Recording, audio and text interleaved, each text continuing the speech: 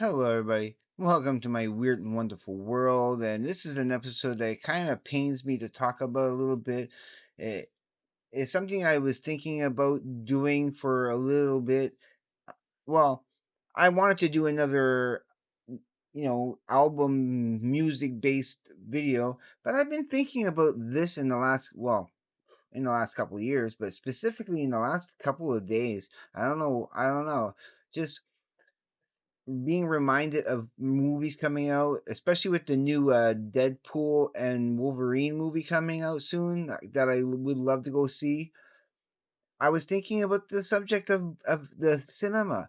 Now, I watched a video a couple of days ago called The Death of Cinema, and it kind of triggered me a little bit thinking, well, de- the death, no, it's dead. It is already dead. It's been dead. And of course, I put on the thumbnail that it died somewhere, maybe, like with a question mark, maybe about 1999. But I know for a fact that the cinema died, downright, like, keeled over and died. Nobody even paid attention to it. People came walking right by because they don't know, they didn't notice that it died. It died between 1999, okay, like especially at the start of the 2000, so between the year 2000, like right on New Year's, right up until about maybe 2006, somewhere along that line. By 2006, cinema was officially dead, dead. And there's many factors I'm going to get into in this little video of why I think that cinema died. Now, again, this is all from my point of view, my perspective. This is my take on it. You can take my opinion as you will, but this is what I think of it. Now, I do have a lot of history with this. I do have a pretty, what can I say, a pretty expert point of view in it because of my background and because of how I lived.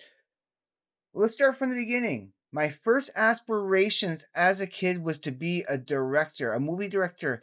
Ever since I first saw Star Wars for the very first time, I understood that a team of people and there was a director, creator, writer, and all that, named George Lucas, who created a world that was just outstanding, and it made me interested in movies and learning about movies. And from then on, I wanted to know everything there was about movies. I for almost 30 years, I had aspirations of being a movie director. I wanted to be, that would have been my dream job. I would have been tailor made for that kind of job if I would have gotten into the industry early enough. But me being in Canada, being in the Maritimes, the butt end of the planet, in some sense, well, the planet does have a few butt ends, but it doesn't matter. This happens just to be one of them here in New Brunswick.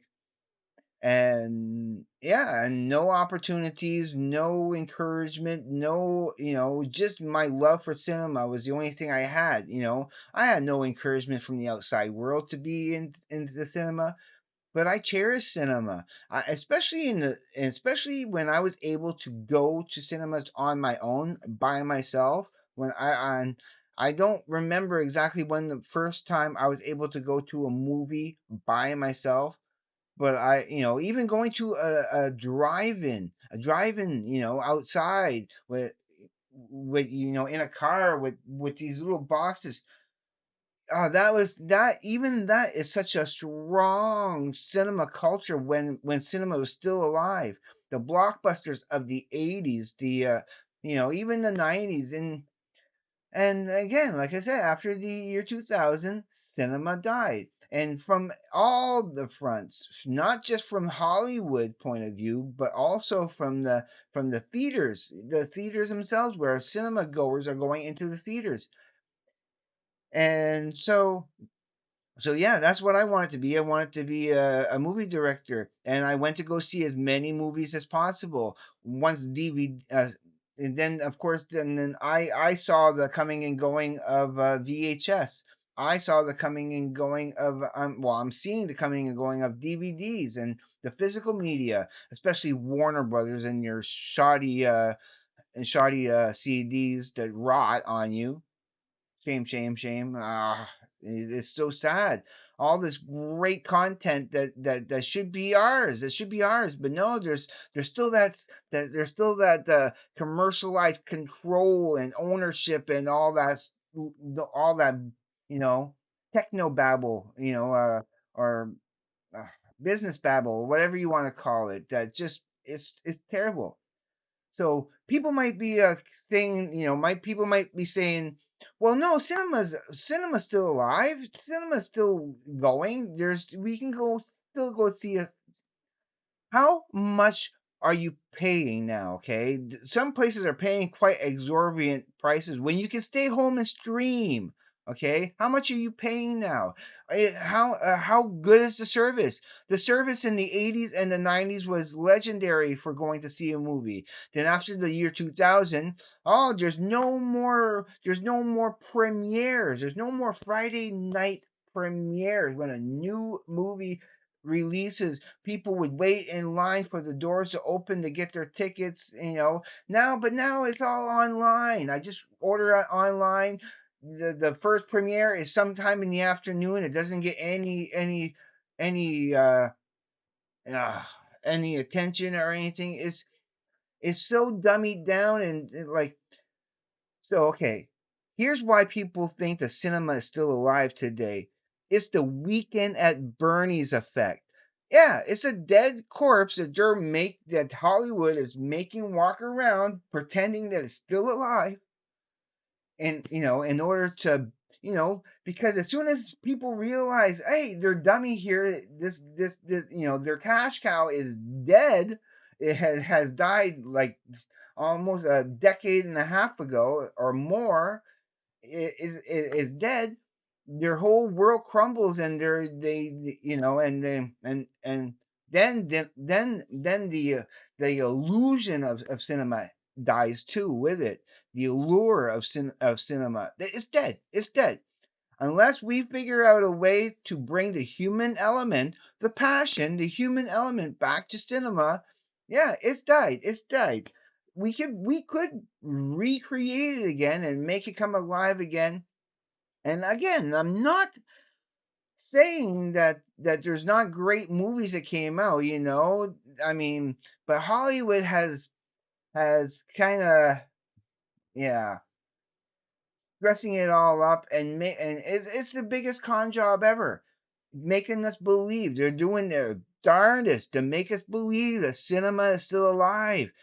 But after 1999, it died somewhere after that, and I don't know. I can't pinpoint exactly when, but I'll give you a couple even more little perspectives on it. And saying if you think that I don't have a you know a, a what's the word I'm looking for, a correct perspective on this, because I worked at a movie theater. I actually worked on both ends, serving food and being an usher, where I was taking tickets and cleaning theaters and trying to interject as much humanity as humanly possible in my job. But no, rules and regulations and protocols and policies and blah blah blah, and has sucked all the humanity out of the cinema experience. The whole entire time that I was working at that movie theater, I was doing the best I could to be personable, to be approachable, to bring people in and try to, of course, here I was kicking a dead horse, not knowing, being optimistic, trying to treat our guests with consideration, dignity, and all that good stuff. But no, they turned it, mm, yeah, they're turning that horse into glue. to try to keep everything together. I know I'm using a lot of analogies and metaphors right now, but it's appropriate. So yeah, I worked at the movie theater for 10.5 years, and I was I was working in a morgue, and I didn't realize, I didn't know. I was trying to keep in my brain. I'm still trying to keep, I'm actually unwittingly, you know, participating in this weekend at Bernie's show that Hollywood has put on with cinema. Yeah, yeah. I'm saying, just to be clear, Hollywood is dressing up this dead corpse of a industry that was born in December of 1890, yeah, 1895, and yeah, yeah, and after you know not even, yeah, just after a little, was it 100 years? Just a little after 100 years, it died. And why I want to pick 1999, you know, Phantom Menace, Fight Club, The Matrix, and I did an episode. I did an episode where I talked about why 1999 was the last best year for movies. And you can go back into my other previous videos, and you find it back there. I'll leave it for you up here then. I'll bring you right there. That was the last year, the last great year for movies, and no longer is it. It's just a bad experience now to go to a movie. You're like, especially even when I was working there, some of the other staff, it's just a job to them. It's just a job to them, and there's no passion. They treat the guest just a customer, as just another customer instead of a moviegoer. They're to have an enjoyable, awesome experience. But no, they're being charged an arm and a leg, exorbitant money for the food. Like, is outrageous, and people will pay it because people still believe, that cinema is alive. And they're trying to keep it resurrected, and yeah, you're just watching a puppet show, and there's no quality.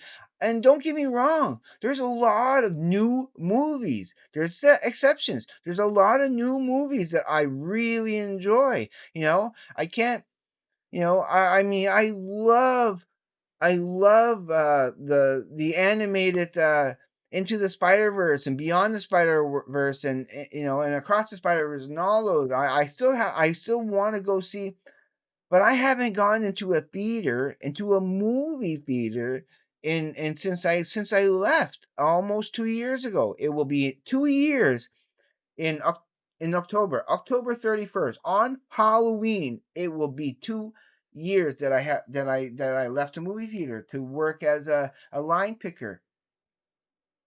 And yeah, and you know what killed? You know what? So much that another aspect of what killed cinema is streaming services. All those damn streaming services. We turned into a quick fix culture. A quick fix culture. Not don't want to lift a finger to do anything for ourselves. We can find ready-made answers at the touch of a finger. Just a like right here in front of your face. Sometimes, I see people with their phones right there, and they're like, oh, it's like, okay, it's too accessible. It's too accessible. People are not learning for themselves. People are not developing.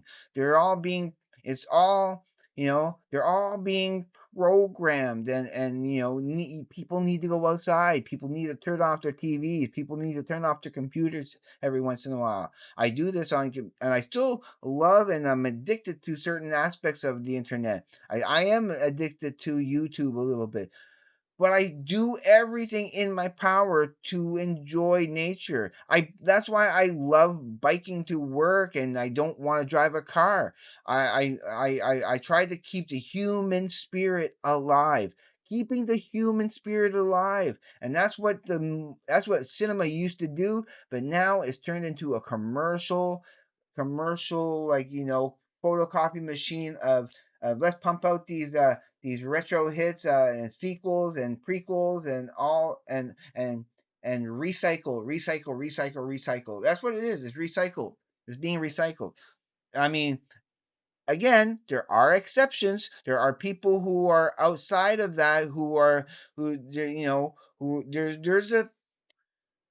there's a newborn, a newborn cinema somewhere that hasn't been discovered yet, a brand new type of cinema that's just as alive and human, and as passionate as ever before. That hasn't been Borgified yet. That hasn't been you know uh, contaminated by the evils of greed and and judgment and commercialism and all that negative poison. Hasn't been poisoned yet. All we need to do is find that brand new baby of a cinema, nourish it, treat it properly, treat it with respect and consideration and kindness, and let it grow into something spectacular. Because let's face it, the cinema that we used to have is dead, and if we want cinema to come back alive, we gotta get this new form of cinema that's going to bypass all this crap, just pointless, like, you know come on, Disney, you know what, you're ruining, it's oversaturated. You're ruining. Star Trek is being ruined for me because there's so much out there that I haven't caught up on, and I don't want spoilers because I want to catch up on it one of these days, but I'm so behind on it. And same thing with Star Wars. Yeah, Star Trek, Star Wars, and any of those, all, like, it's too saturated. It's too saturated, and it's killing my love for, again. It's killing my love for cinema or even television. That oversaturation, and it's killing me. It's killing me because now I'm focusing all my passion on my YouTube channel and on music and on bringing you and trying to build up a human community of awesomeness, of awesome people, of awesome, good people that can connect and build. Yeah, I don't know. I'm just starting to ramble, but it gets me all riled up thinking that, how cinema died, and how nobody noticed that it died. People are saying, oh, the death of cinema, as if it is dying. No, it's died, and we need to find this reincarnate, and find that baby of cinema, and cult, and let it be. Let it be. Let it grow naturally. Let it have everything it needs to bring back the joy, the personable. And as much as I still love new movies and all that, yeah, I will admit it lost a lot of the personableness, which is, again, incidentally, why I actually love those Spider-Man into the Spider-Verse, and across the Spider-Verse, because those ones, by actually feel more alive. They feel they're so multinational. There's so much passion behind it. There's so much humanity behind it. That's why right now they're kind of my favorite movies, like modern day movies. My favorite movie of all time will be Fight Club, just for so many reasons, mostly because of the social commentary that it had at the time when I first seen it. And it's not what, and people stay away from that movie because of the title, because, oh, it has the words fight in it, so it has to be, it's probably a violent movie. Don't let that title fool you, okay? It's not what you think it is. It really is worth seeing at least once, okay? I don't know how well it translates today. I think it translates even better today than it ever did before. But it depends on your point of view how you take that movie. For me, it will always be the greatest movie that was ever made in personally, because it speaks to me. It's not objectively the best movie ever made. Okay, I'm saying this is personally. No, objectively the best movie ever made. I can't even possibly tell you because there's so many that are contenders. I'm just saying that's my favorite movie of all time. Okay, I just babbled on for 20 minutes, but who cares? I'm here to give you the content. I am never going to apologize for giving you longer videos. This is the video I wanted to make today. I do want to bring you more music content, and I'm just working out some odds and ends here and there. I know there's some other news I kind of wanted to give you, but yeah. So this is my take on cinema being dead. Let's give a couple seconds of silence just for the death of cinema. Rest in peace, cinema. You know, I can't I it's appalling what they're doing, the desecration of your corpse, what they're making you do. So, yeah, just again, we got to get out of this quick fix culture. We do. We need to get out of it and love each other with love each other in real life as much as we can. All right. I love you all. You know this. This is always a message of passion for the human race. So everybody, please take care. Be safe. I will see you on the flip side. And please, everybody, have a great day, evening, morning, night, afternoon, wherever you may be. Peace, everybody.